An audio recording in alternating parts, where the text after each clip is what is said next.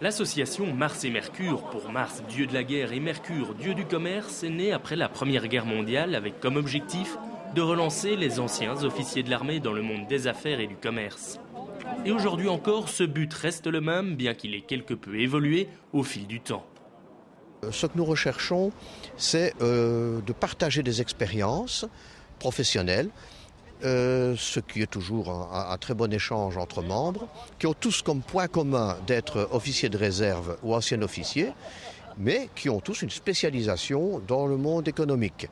Ce qui peut intervenir aussi, c'est l'entraide lorsque un membre perd son emploi, par exemple, ou rencontre une difficulté professionnelle. Il peut toujours retrouver dans le club quelqu'un qui a une spécialisation dans son problème, qui peut l'aider et ainsi lui rendre service. Regroupant donc des anciens officiers de carrière ou de réserve, le club se réunit à l'image de business club traditionnel, plus ou moins une fois par mois, l'occasion pour l'un de ses membres de présenter son activité. Mais ses racines militaires amènent cette association et ses membres à défendre des valeurs souvent absentes du monde des affaires.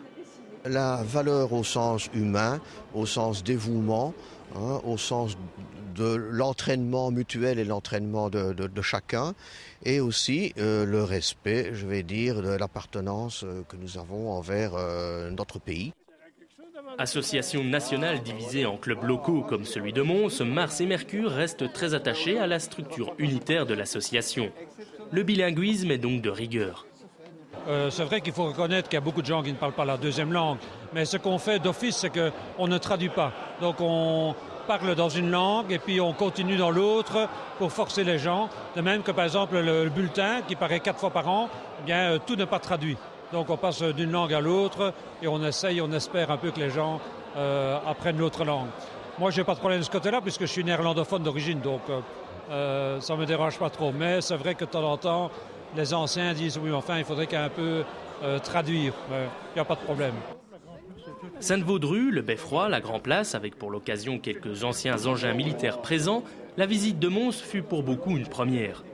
Une opportunité également pour les membres présents de nouer de nouvelles relations basées sur les atouts que leur a donné leur passage à l'armée.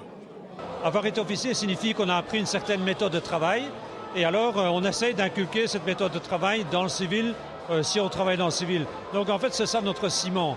Donc avoir une méthode de pensée qui est fort appréciée dans le privé et dans l'industrie ou dans le business. Il y a donc bien une vie après l'armée, les membres de Mars et Mercure le démontrent depuis maintenant près de 85 ans.